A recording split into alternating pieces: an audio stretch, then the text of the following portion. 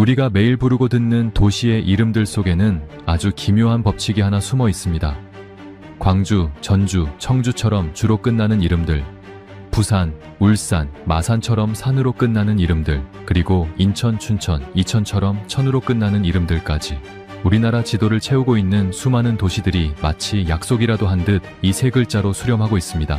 전 세계 어디에서도 찾아보기 힘든 이 독특한 반복은 결코 우연이 아닙니다. 이것은 수천 년 동안 이 땅을 일궈온 우리 조상들이 남긴 정교한 행정의 기록이자 생존의 지도입니다. 왜 유독 우리나라는 이 세 글자에 집착했던 것일까요? 그 이름 속에 감춰진 놀라운 비밀을 지금부터 공개합니다.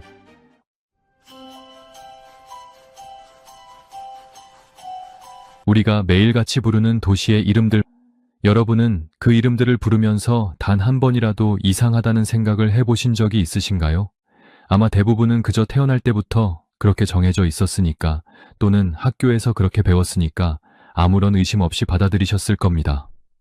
하지만 오늘 이 시간을 통해 지도를 다시 한번 자세히 들여다보시길 바랍니다. 우리나라 광역자치단체와 시군의 명칭을 하나하나 나열하다 보면 소름 끼칠 정도로 반복되는 일정한 규칙을 발견하게 됩니다. 마치 누군가가 정교하게 설계한 암호처럼 특정 글자들이 반복해서 등장하고 있다는 사실을 말입니다. 가장 먼저 떠오르는 이름들을 불러보겠습니다. 광주와 전주, 그리고 청주와 충주가 있습니다. 경주와 상주, 그리고 성주와 진주도 있지요. 바다 건너 제주까지 포함하면 이주라는 글자가 들어가는 도시는 우리 국토 어디에나 존재합니다. 그런데 여기서 끝이 아닙니다. 이번에는 산이라는 글자에 주목해 보십시오. 부산과 울산, 그리고 마산과 경산이 있습니다. 논산과 괴산, 그리고 오산도 빠질 수 없지요. 마지막으로 천이라는 글자는 어떻습니까? 인천과 춘천, 그리고 이천과 예천이 있습니다. 서천과 순천, 그리고 포천까지 정말 끝도 없이 이어집니다. 대한민국을 대표하는 대도시부터 작은 시골 마을까지 우리가 발을 딛고 사는 곳의 이름 뒤에는 약속이라도 한 듯 주와 산, 그리고 천이라는 꼬리표가 붙어 있습니다. 물론 서울이나 대전처럼 예외적인 경우도 분명히 존재합니다. 하지만 전체 지명을 놓고 따져본다면 이 세 글자의 비중은 압도적입니다. 이것은 단순히 우연의 일치라고 치부하기에는 그 빈도수가 너무나 높습니다.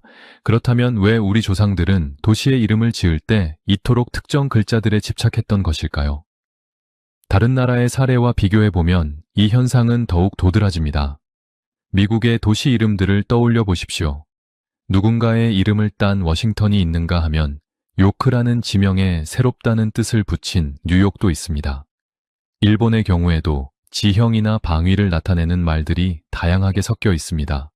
하지만 우리나라처럼 주와 산, 그리고 천이라는 명확한 세 가지 카테고리로 도시의 이름이 수렴하는 경우는 세계적으로도 매우 드문 사례입니다. 이것은 한국 지명만이 가진 아주 독특하고도 강력한 패턴입니다. 지명은 결코 단순한 고유 명사가 아닙니다. 그것은 수백 년 혹은 수천 년의 세월을 견뎌온 역사의 기록물입니다. 또한 그 땅이 어떤 성격을 가지고 있는지, 그리고 그곳에 살던 사람들이 무엇을 중요하게 여겼는지를 보여주는 가장 오래된 유물입니다. 우리 조상들은 이름을 지을 때 절대로 대충 짓지 않았습니다. 그 이름 속에는 그 지역의 자연 환경이 어떠한지, 그리고 그곳이 나라 전체에서 어떤 역할을 수행하는지에 대한 핵심적인 코드가 숨겨져 있습니다. 우리가 무심코 내뱉는 광주라는 이름 한마디에는 그 지역이 과거에 얼마나 중요한 행정 중심지였는지가 담겨 있습니다. 부산이라는 이름 속에는 그 도시를 품고 있는 거대한 산의 형세가 기록되어 있으며, 인천이라는 이름 속에는 생존의 근원이었던 물길의 흔적이 고스란히 남아 있습니다. 즉, 지명은 그 자체로 거대한 데이터베이스이자 우리 민족의 생활 양식이 녹아있는 문화적 유산인 셈입니다. 과거 사람들은 도대체 어떤 기준으로 지명을 만들었을까요? 단순히 보기 좋고 부르기 쉬운 이름을 골랐을까요? 그렇지 않습니다. 그들은 철저하게 생존과 통치라는 목적에 충실했습니다. 사람이 살기 위해 가장 먼저 필요한 것이 무엇인지, 그리고 국가라는 틀을 유지하기 위해 지리적 조건을 어떻게 활용해야 하는지를 이름에 새겨 넣었습니다. 행정을 뜻하는 주와 지형을 뜻하는 산, 그리고 자원을 뜻하는 천은 바로 인류가 정착하고 번영하기 위해 반드시 갖추어야 했던 세 가지 조건이었습니다. 지금까지 우리는 도시의 이름을 그저 당연한 것으로만 받아들여 왔습니다. 하지만 이제는 그 당연함 속에 숨겨진 규칙을 깨달아야 할 때입니다. 이 이름들은 단순한 명칭이 아니라 우리 조상들이 후손들에게 남긴 생존의 지침서이자 이 땅의 정체성을 증명하는 지표입니다. 한국 도시 이름의 끝자리가 대부분 주와 산 그리고 천으로 끝나는 이유는 그것이 곧 우리가 이 땅에서 살아남고 발전해온 역사 그 자체이기 때문입니다. 우리가 매일 부르는 이름들 속에 숨겨진 이 거대한 설계도를 이해하기 시작하면 비로소 우리나라의 지도가 다르게 보이기 시작할 것입니다. 왜 저 도시는 주라는 글자를 얻었으며 또 다른 도시는 왜 산이라는 이름을 가져야만 했는지 그 필연적인 이유들을 하나씩 파헤쳐보면 우리 민족의 위대한 지혜와 마주하게 됩니다. 이것은 단순한 이름 공부가 아니라 우리 뿌리를 찾아가는 가장 흥미진진한 탐험이 될 것입니다. 우리나라 도시 이름 뒤에 붙는 주라는 글자는 단순한 행정구역의 명칭을 넘어 그 지역이 가진 권위와 역사를 상징하는 아주 특별한 훈장과도 같습니다. 지도를 보면 광주나 전주, 그리고 청주와 제주처럼 주자로 끝나는 도시들을 쉽게 찾아볼 수 있습니다. 이 글자는 고대부터 국가가 지방을 효율적으로 다스리기 위해 설정한 핵심적인 행정 단위를 의미합니다. 즉, 이름 끝에 주가 붙어 있다는 사실만으로도 그 도시는 아주 먼 옛날부터 그 지역의 정치와 경제, 그리고 문화의 중심지였다는 것을 증명하는 셈입니다. 이러한 명칭의 뿌리는 아주 깊은 과거로 거슬러 올라갑니다. 삼국시대부터 우리 조상들은 영토가 넓어짐에 따라 왕의 명령이 구석구석 닿을 수 있도록 지역을 나누기 시작했습니다. 특히 통일신라 시대에 이르러서는 전국을 9개의 주로 나누는 이른바 구주 오소경 체제를 완성했습니다. 이때부터 주라는 명칭은 그 지역 전체를 대표하는 거대한 행정구역의 이름으로 완전히 자리를 잡게 됩니다. 당시의 주는 오늘날의 도 단위와 맞먹을 정도로 넓은 범위를 포괄하는 아주 강력한 행정 조직이었습니다. 고려시대와 조선시대를 거치면서도 이러한 체계는 더욱 정교하게 다듬어졌습니다. 중앙정부는 지방의 주요 거점 도시들을 주로 명명하고 그곳에 관리들을 파견하여 백성들을 살피고 세금을 거두며 군사적인 방어체계를 구축했습니다. 우리가 흔히 들어본 광주목이나 전주목 그리고 진주목과 같은 명칭들이 바로 여기서 유래한 것입니다. 당시 사람들에게 주라는 이름이 붙은 도시에 산다는 것은 그만큼 번화하고 수준 높은 문화를 누릴 수 있는 곳에 살고 있다는 자부심의 근원이기도 했습니다. 대표적인 사례인 전주를 생각해 보십시오. 전주는 조선 왕조의 발상지로서 호남 지방의 모든 행정과 군사를 총괄하던 전라가명이 위치했던 곳입니다.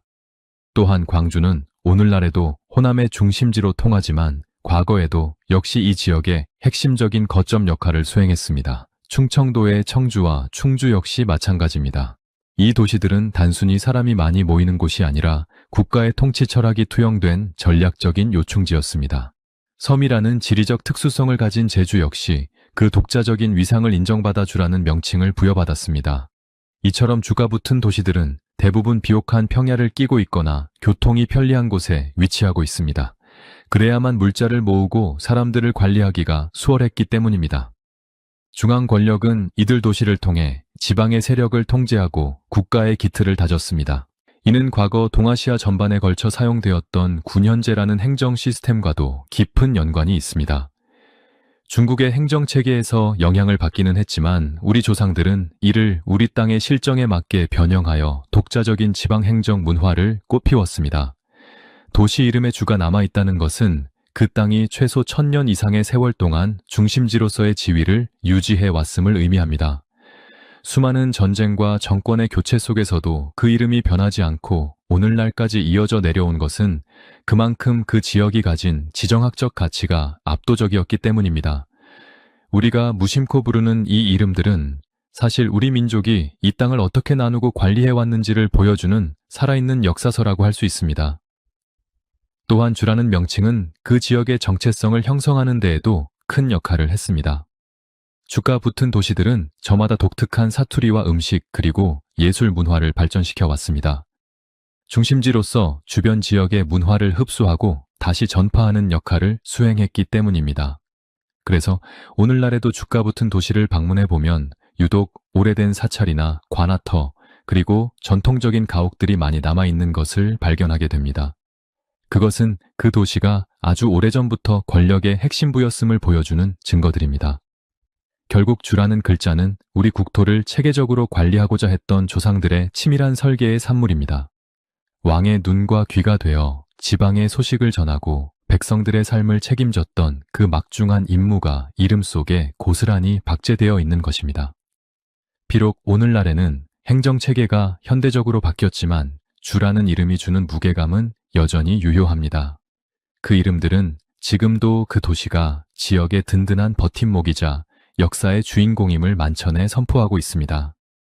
우리는 이 작은 글자 하나를 통해 우리 선조들이 국가를 경영하기 위해 얼마나 많은 고심을 했는지를 엿볼 수 있습니다. 질서정연하게 배치된 주의 이름들을 따라가다 보면 한반도 전체가 하나의 거대한 유기체처럼 긴밀하게 연결되어 있었다는 사실에 감탄하게 됩니다. 이것이야말로 우리 민족이 가진 뛰어난 행정 능력과 조직적인 국가 운영의 지혜를 보여주는 가장 확실한 증거가 아닐까요?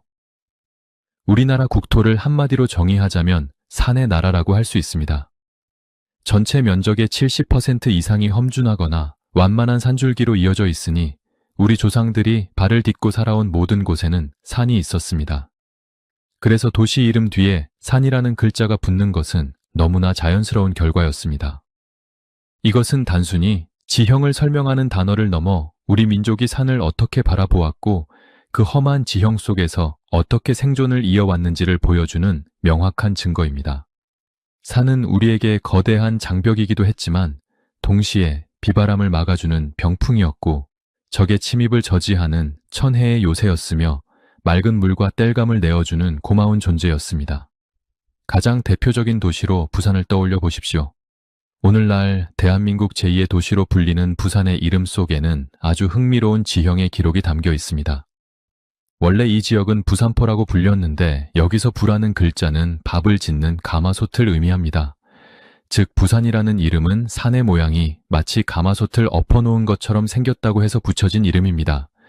실제로 부산 동구 뒤편에 있는 증산을 멀리서 바라보면 둥글고 널찍한 가마솥의 형태를 띠고 있습니다.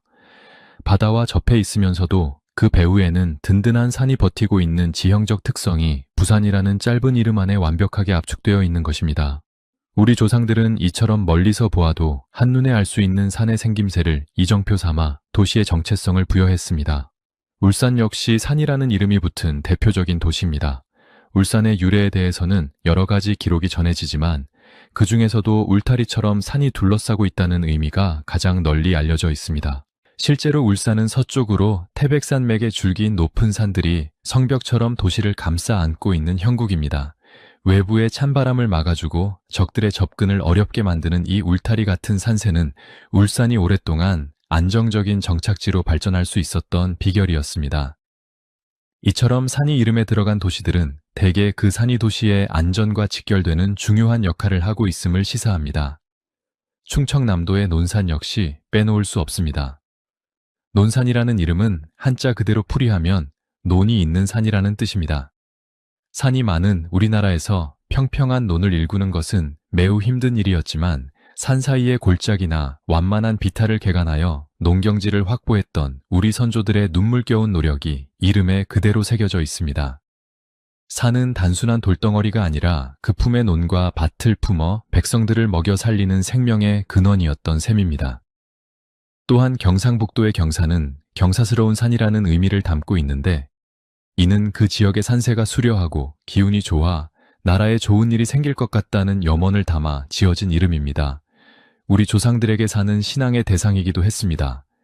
마을 뒷산에는 산신이 살고 있다고 믿었으며 큰 산일수록 나라를 지켜주는 영험한 기운이 서려 있다고 생각했습니다.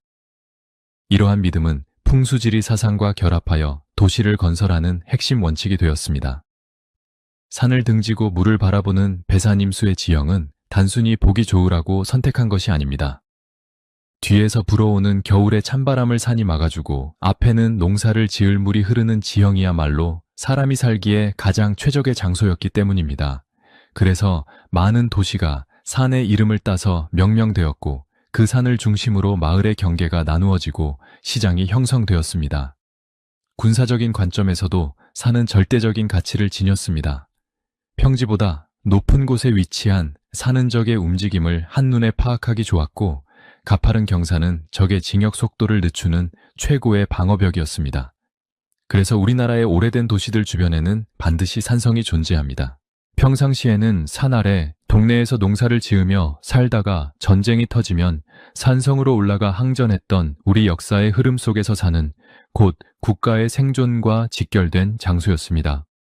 산이라는 글자가 지명에 이토록 많이 남은 이유는 우리가 산의 품 안에서 보호받으며 역사를 이어왔기 때문입니다.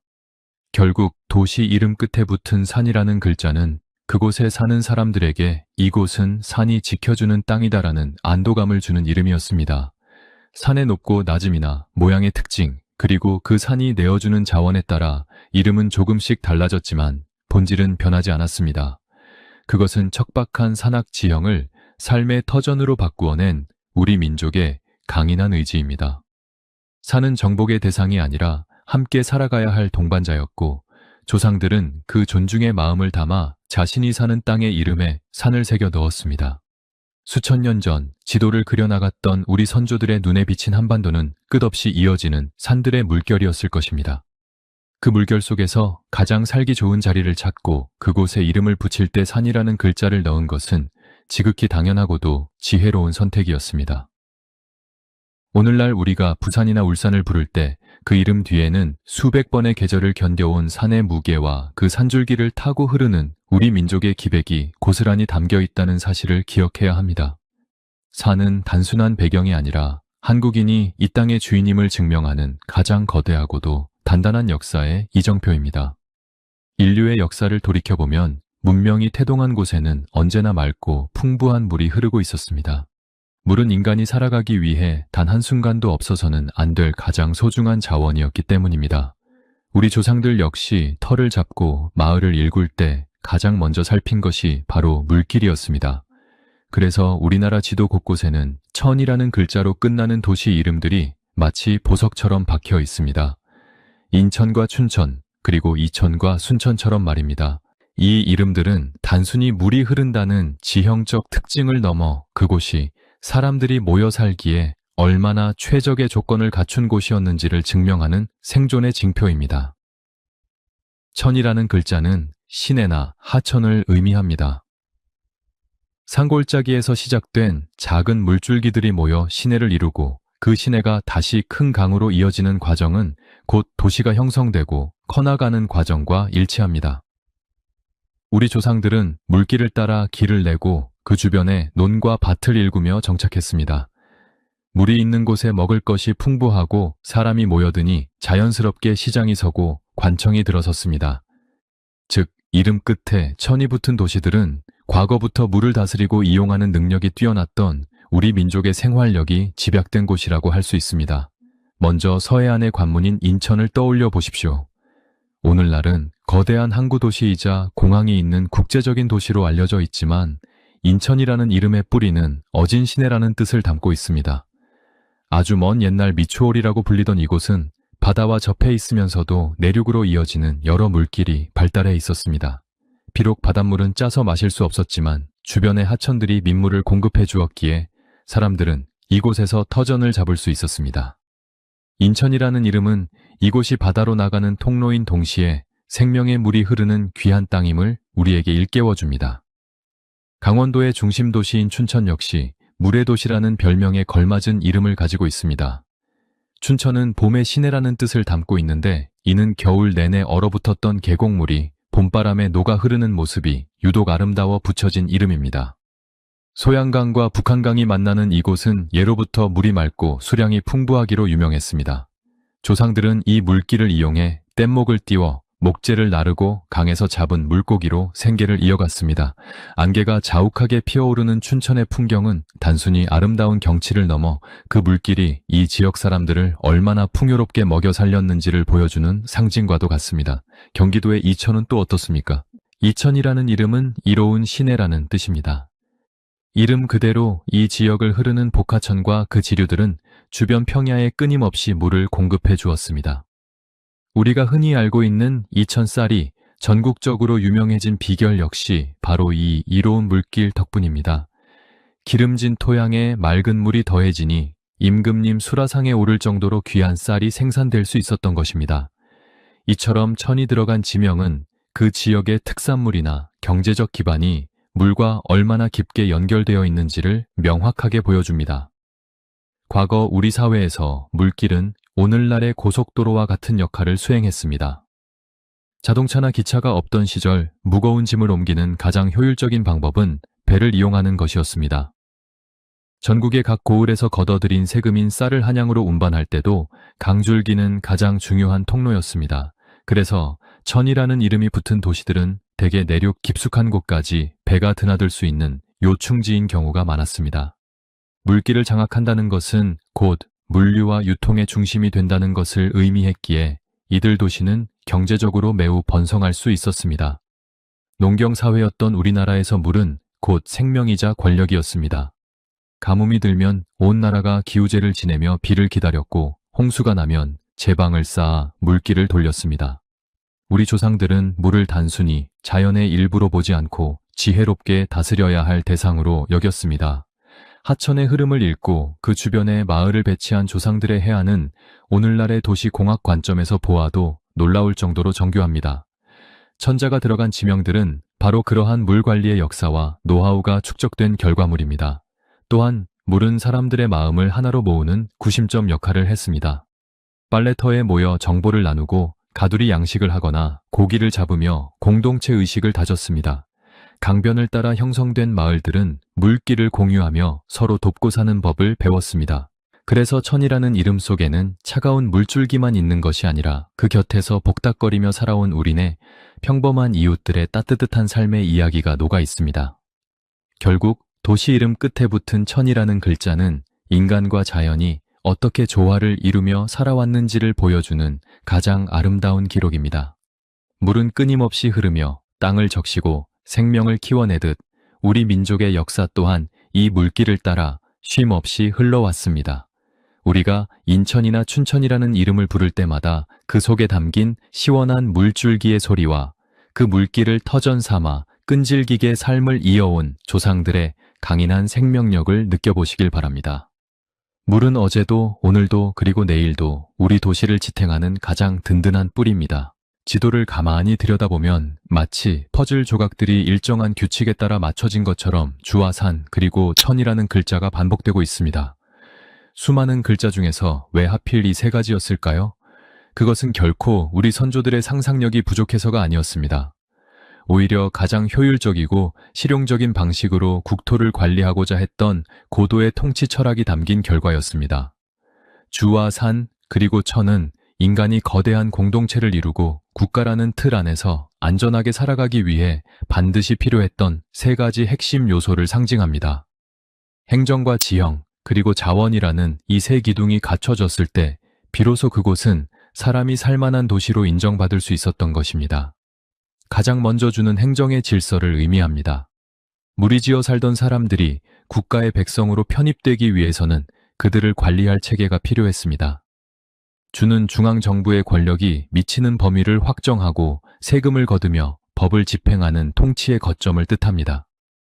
즉, 이름에 주가 붙었다는 것은 그곳이 단순히 사람이 많이 사는 동네를 넘어 국가가 공인한 공식적인 중심지라는 선포와 같았습니다. 주가 붙은 도시를 중심으로 도로가 닦이고 관청이 들어서며 국가의 기틀이 마련되었습니다. 이것은 우리 조상들이 이 땅을 얼마나 체계적으로 운영하려 했는지를 보여주는 대단한 행정력의 증거입니다. 그 다음 산은 우리 민족의 정체성이자 천연의 방어막이었습니다. 우리나라는 산이 국토의 대부분을 차지하고 있기에 사는 곳 경계선이자 삶의 터전이었습니다. 마을 뒤에 버티고 서 있는 산은 겨울의 칼바람을 막아주고 적의 침입으로부터 백성들을 보호했습니다. 또한 산은 땔감과 나물 그리고 각종 약초를 내어주는 거대한 창고이기도 했습니다. 조상들은 산의 모양이나 기운을 보고 도시의 성격을 규정했습니다. 산이 이름에 들어간 도시들은 자연의 혜택을 온전히 누리며 그 지형적 이점을 최대한 활용해 살아온 지혜의 산물입니다. 험준한 산세조차 삶의 일부분으로 받아들인 우리 민족의 강인함이 이 글자 속에 녹아 있습니다. 마지막으로 천은 경제와 생존의 근간인 물을 상징합니다. 물이 없으면 농사를 지을 수 없고 사람도 짐승도 버틸 수 없습니다. 그래서 물길은 도시가 태어나는 탯줄과도 같았습니다. 천이 붙은 이름들은 그곳이 물 걱정 없이 농사를 지을 수 있는 풍요로운 땅임을 증명합니다. 또한 물길은 사람과 물자가 오가는 가장 빠른 통로였습니다.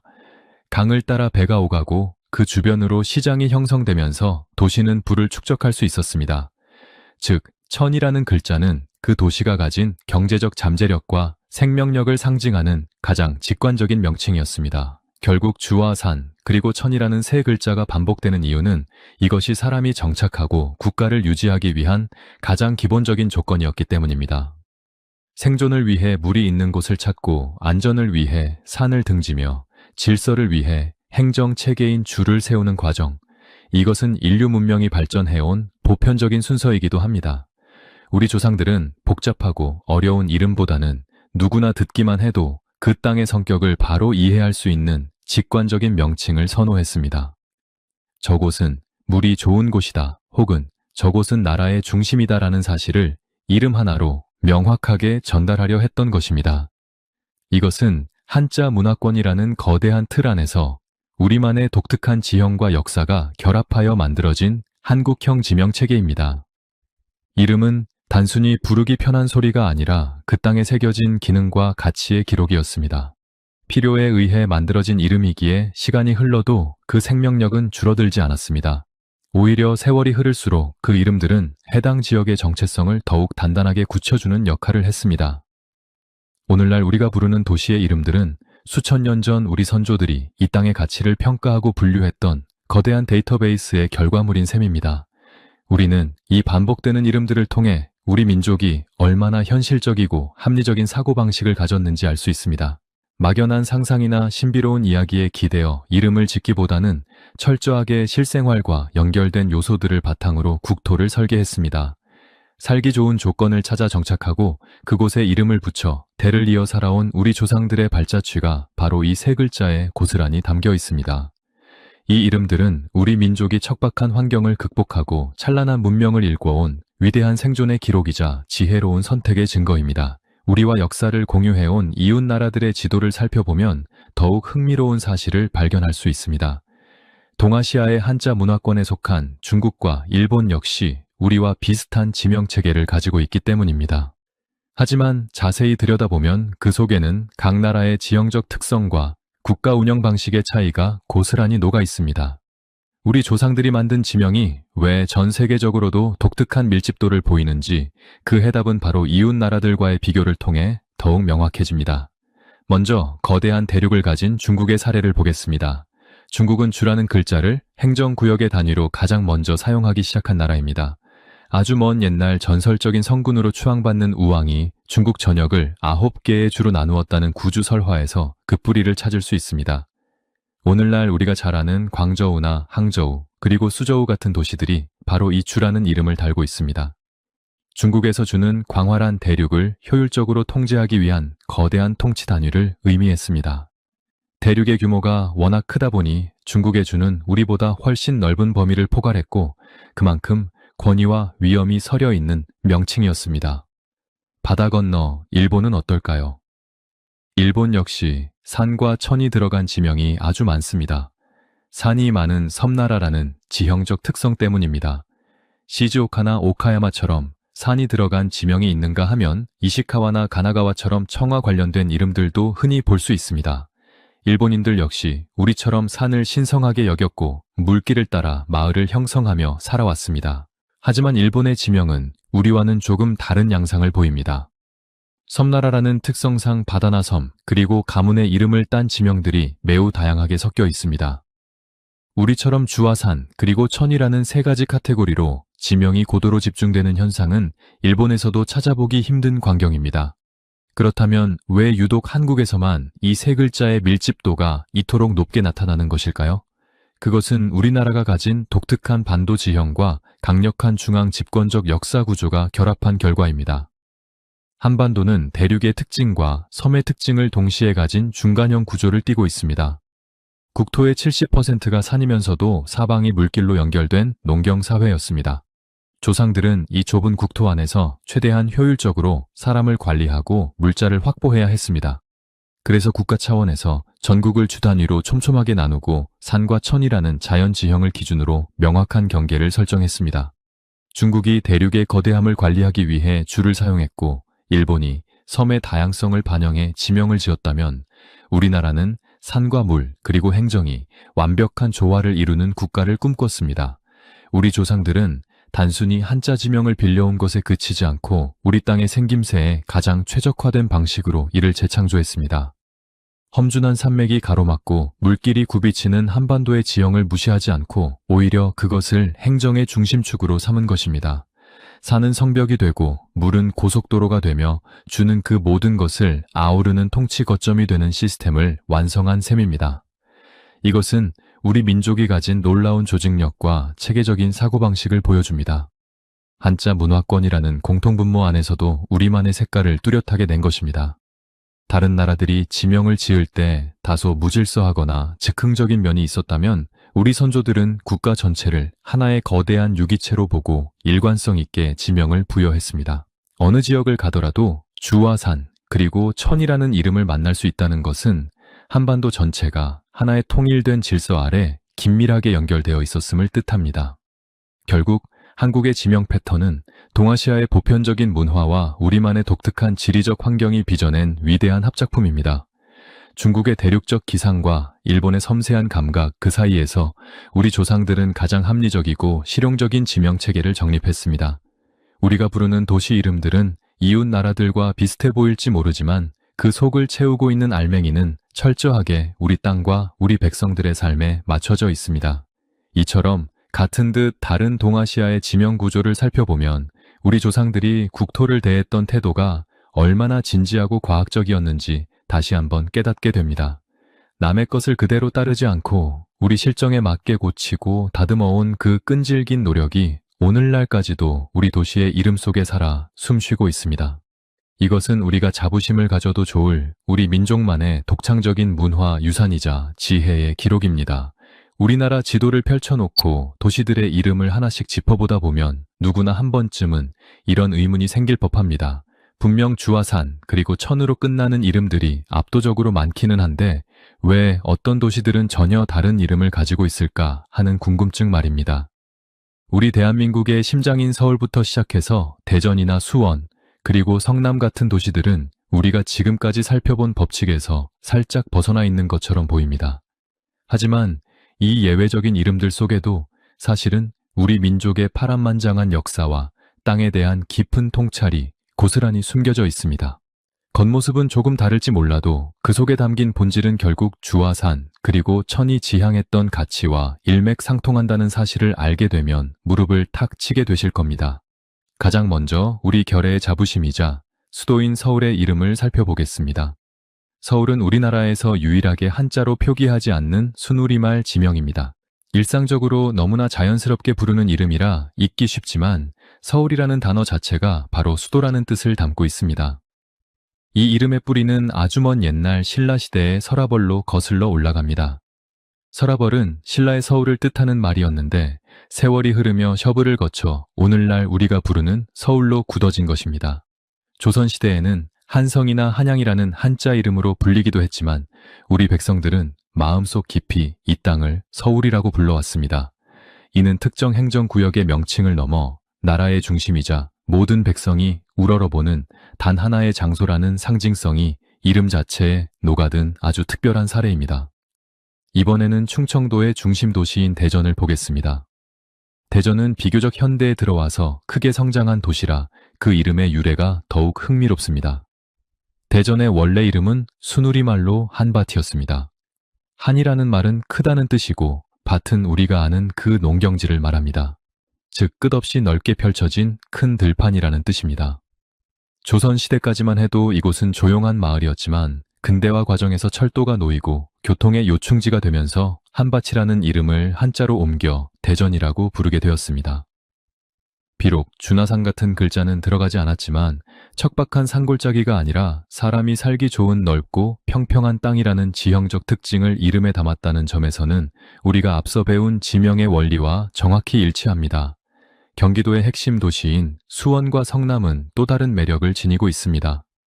수원의 원이라는 글자는 근원을 뜻하는데 이는 물의 근원이라는 의미를 담고 있습니다.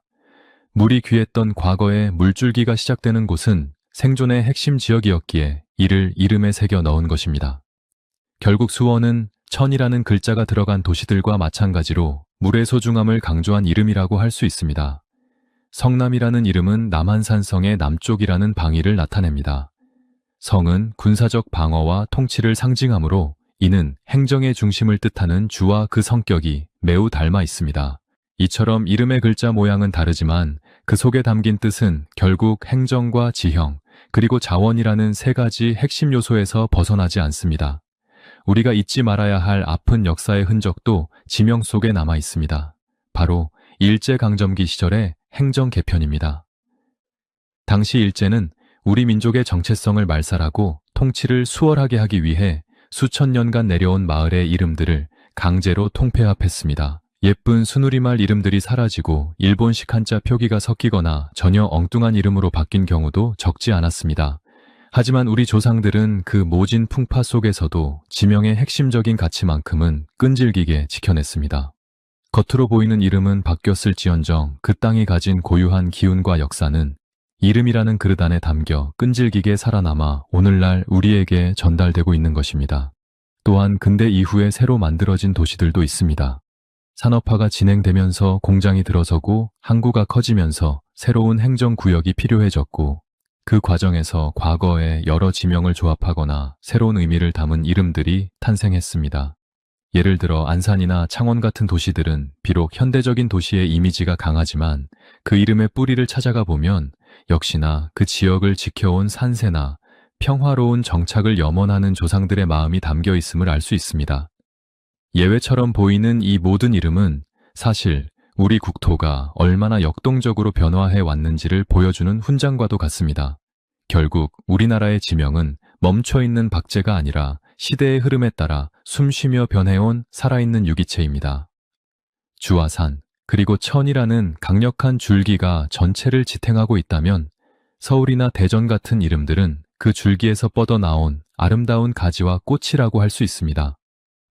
이 이름들은 서로 다른 글자를 쓰고 있지만 공통적으로 이 땅을 사랑하고 소중히 여겼던 우리 선조들의 간절한 마음을 담고 있습니다. 사람이 살기 좋은 곳을 찾고 그곳에 의미를 부여하며 대대손손 복을 누리길 바랐던 그 마음 말입니다. 우리가 매일 오가는 도시들의 이름이 조금씩 다르게 보이기 시작하지 않으신가요? 익숙한 법칙에서 조금 비껴가 있는 이름일수록 그 속에는 더 복잡하고 깊은 사연이 숨어 있기 마련입니다. 그 사연을 하나씩 알아가다 보면 우리 국토가 얼마나 다채로운 이야기로 가득 차 있는지 새삼 깨닫게 됩니다. 예외는 규칙을 더욱 빛나게 하듯 주와 산, 그리고 천이라는 거대한 흐름 속에서 피어난 독특한 이름들은 우리 역사를 더욱 풍성하게 만들어주는 소중한 보물들입니다. 조상들이 지명을 통해 후손들에게 전하고 싶었던 메시지는 명확합니다. 땅의 이름을 잊지 말고 그 속에 담긴 역사를 기억하며 이 터전을 아끼고 보존하라는 것입니다. 이름은 단순히 남과 구별하기 위한 기호가 아니라 우리가 어디서 왔고 어떻게 살아가야 하는지를 가르쳐주는 나침반이기 때문입니다. 비록 이름의 형태는 제각각일지라도 그 속에 흐르는 우리 민족의 긍지와 지혜는 단 하나로 연결되어 있습니다. 우리가 지금까지 함께 살펴본 도시의 이름들은 단순한 글자의 나열이 아니라 수백 년 혹은 수천 년의 세월이 압축된 거대한 역사의 기록물입니다. 주와 산, 그리고 천이라는 세 글자 속에 담긴 비밀을 하나씩 풀어나가다 보면 우리는 어느새 이 땅을 일궈온 우리 조상들의 치열한 삶의 현장과 마주하게 됩니다. 이름은 그 땅이 가진 성격과 가치를 보여주는 가장 정직한 거울이자 후손들에게 남긴 소중한 유산입니다. 우리가 무심코 부르는 지명 하나하나에는 사람이 어디서 어떻게 살아야 행복하고 안전할 수 있는지에 대한 선조들의 깊은 고민과 통찰이 서려 있습니다. 도시의 이름은 살아있는 역사 교과서와도 같습니다. 전쟁이 일어나고 나라의 주인이 바뀌는 격동의 세월 속에서도 지명만큼은 끈질기게 살아남아 오늘날 우리에게 말을 걸고 있습니다. 조상들은 이름을 지을 때 결코 가볍게 생각하지 않았습니다. 그 땅이 가진 산세가 어떠한지, 물길이 어디로 흐르는지, 그리고 그곳이 나라 전체의 질서를 유지하는데 어떤 역할을 하는지를 꼼꼼히 살피고 또 살폈습니다. 그렇게 정성껏 지어진 이름들은 시간이 흐를수록 그 지역의 정체성을 단단하게 만드는 뿌리가 되었습니다. 주라는 이름이 붙은 곳은 자부심 넘치는 중심지로, 산이라는 이름이 붙은 곳은 자연과 공존하는 터전으로, 그리고 천이라는 이름이 붙은 곳은 풍요로운 생명의 근원으로 자리 잡았습니다. 현대를 사는 우리에게 도시의 이름은 그저 주소나 이정표 정도로 여겨질 때가 많습니다. 새로 생겨나는 신도시들의 이름은 예전만큼 깊은 의미를 담기보다는 부르기 쉽거나 세련된 느낌을 주는데 집중하기도 합니다. 하지만 과거의 이름일수록 그 속에는 더 깊고 묵직한 진실이 숨어 있습니다. 척박한 땅을 개간하고 굿비치는 물줄기를 다스리며 마을을 세웠던 우리 조상들의 강인한 생명력이 이름이라는 짧은 단어 속에 박제되어 있기 때문입니다. 지명을 공부한다는 것은 단순히 옛날 이야기를 듣는 것이 아니라 우리 민족이 이 땅의 주인으로서 어떻게 뿌리를 내리고 번영해 왔는지를 확인하는 과정입니다. 우리가 사는 도시의 이름이 다르게 보이기 시작할 때 비로소 우리는 진정한 역사의 주인으로 거듭나게 됩니다. 광주라는 이름을 부를 때 그곳이 가졌던 행정의 위엄을 떠올리고, 부산이라는 이름을 부를 때 그 도시를 품어준 넉넉한 산자락을 상상하며, 인천이라는 이름을 부를 때 그 물길을 따라 오갔던 수많은 사람의 활기를 느껴보십시오. 지명은 박물관 유리창 너머에 있는 박제가 아니라 우리가 발을 딛고 서 있는 바로 이 땅 위에 살아 움직이는 역사입니다. 우리 조상들이 남긴 이 정교한 설계도는 오늘날 우리에게 이 땅을 더 아끼고 사랑해야 할 이유를 분명하게 가르쳐주고 있습니다. 결국 이름은 역사이며 역사는 곧 우리의 미래입니다. 주와 산, 그리고 천이라는 세 가지 키포인트를 통해 들여다본 한국의 지명체계는 우리 민족이 얼마나 지혜롭고 과학적으로 국토를 경영해 왔는지를 보여주는 훌륭한 증거입니다. 남의 것을 흉내내지 않고 우리 땅의 실정에 맞게 지명을 정립하고 이를 수천 년 동안 지켜온 그 끈질긴 노력이 오늘날 대한민국의 기틀이 되었습니다. 우리는 이 이름들을 부르며 조상들과 소통하고 그들이 가졌던 숭고한 정신을 이어받아 다음 세대에게 전달해야 할 막중한 책임이 있습니다. 이제 여러분은 길을 걷다가 혹은 지도를 보다가 낯익은 도시의 이름을 만나면 잠시 걸음을 멈추고 그 이름 속에 담긴 사연을 떠올려 보시길 바랍니다. 주와 산, 그리고 천으로 끝나는 수많은 이름이 여러분에게 들려주는 흥미진진한 이야기들에 귀를 기울여 보십시오. 그 이야기 속에는 우리가 미처 몰랐던 일상의 비밀과 우리 민족의 위대한 발자취가 가득 담겨 있습니다. 도시 이름이 다르게 보이기 시작하는 바로 그 순간 여러분의 삶은 더욱 풍성한 역사의 향기로 가득 차게 될 것입니다. 오늘 준비한 이야기는 여기까지입니다. 우리가 매일 부르는 도시의 이름들 속에 이토록 깊고 오묘한 역사의 숨결이 살아 숨 쉬고 있었다는 사실이 정말 놀랍지 않으신가요? 주와 산, 그리고 천이라는 세 글자는 단순한 이름의 끝자리가 아니라 우리 민족이 이 땅에서 어떻게 살아남고 승리해 왔는지를 보여주는 위대한 훈장입니다. 이 짧은 이름들 속에 담긴 조상들의 지혜와 정성을 떠올릴 때마다 한국인으로서의 자부심이 가슴 깊은 곳에서 벅차오름을 느낍니다. 역사는 책 속에만 갇혀 있는 것이 아니라 우리가 걷는 모든 길과 우리가 부르는 모든 이름 속에 살아 있습니다.